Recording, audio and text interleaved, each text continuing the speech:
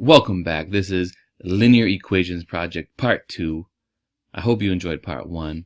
So now we're going to solve an equation and describe the steps and the properties that we're using in order to do this. Normally I say things like, things cancel out or undo the operation, but we're going to get into like why we can really do this. So we see the equation on the bottom left right here. n plus 3 minus 12 equals negative 5. First thing, assume it's true. If you see an equal sign, assume that I'm not lying to you. Assume that it is a true equation, that both sides are equivalent.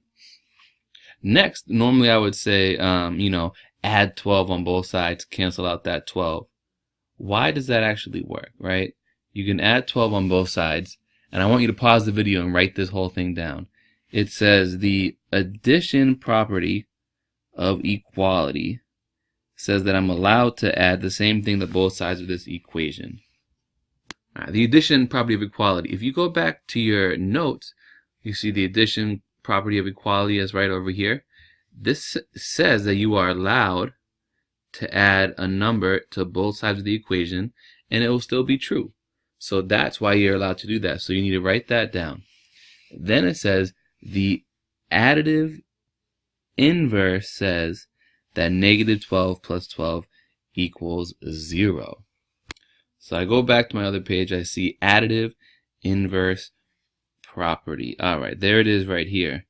This says that if you add a number and its negative version of it, or a negative number in the positive version, it's going to equal 0, and that's why I always say it cancels out, right? This is the additive inverse property.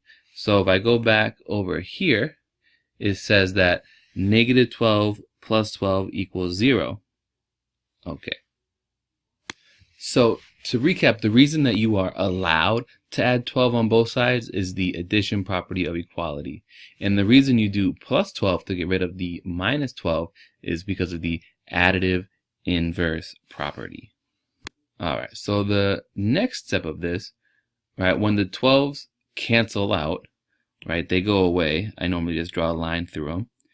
But the reason this actually works is because of the additive identity property. Says that n divided by 3 plus 0 equals n divided by 3. So I don't need to write the plus 0. So negative 12 plus 12 equals 0, but you don't need to write that over here because of the additive identity property. So when it cancels out and it's 0, you don't need to write that because of the additive identity property. Alright, next, I always say, well, get rid of that 3 on the bottom. You want to multiply by 3. Why are you allowed to do that? It says that the multiplication property of equality says that I'm allowed to multiply both sides by the same number. And the multiplicative inverse says that 1 over 3 times 3 equals 1. So the reason that I'm allowed to multiply by 3 on both sides is the multiplication property of equality. So if you do it on one side, you can do it on the other side. And the reason that this 3 is canceling out is the multiplicative inverse says that 1 divided by 3 times 3 equals 1. So the reason that you choose 3 to multiply on both sides is so that the 3 in the denominator will cancel out. Alright, so after you multiply by 3, I always just said, oh, this cancels out. It's undoing the division. What do you have left, right? N equals 21.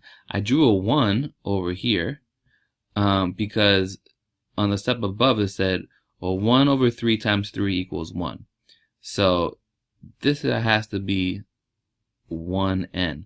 But the reason this can cancel, or the 1 goes away, says the multiplicative identity property says that 1n equals n. So I don't need to write 1. Boop, goes away. So this is when the 3's cancel out, right? They equal 1 when you have 3 divided by 3. But you don't have to write the 1 because of the multiplicative identity property. If you look back, right, the multiplicative identity property, that's right here. Any number times 1 equals that number, or 1 times any number equals that number. So you don't need to write 1a or 1x. You just write the variable. All right, so if you can write all these down, this is the math justification of why you can solve an equation. What you need to do is try these on your own. You need to look at the equation, solve them, and write down the reasons why. Write as much detail as I did in this video. We can get you started, right? On the next one, let's see. What's the next one you got to do? So the first thing you're going to write is, I assume this equation is true. All right. Now we need to solve this equation. So over here, write down how you're going to solve it. All right. What I would do first, I want to move this 13 to the right side. That's the old way I would say. I would say plus 13 plus 13, and they cancel.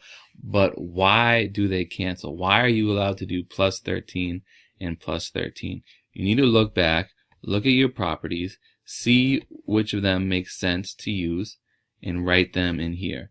Continue the steps until you solve the equation. There's 4 of these to do on your own.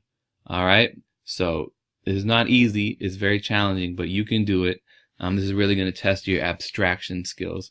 So I believe in you. You can do this. If you have any questions, let me know or ask a partner. You got this. Dirk is out.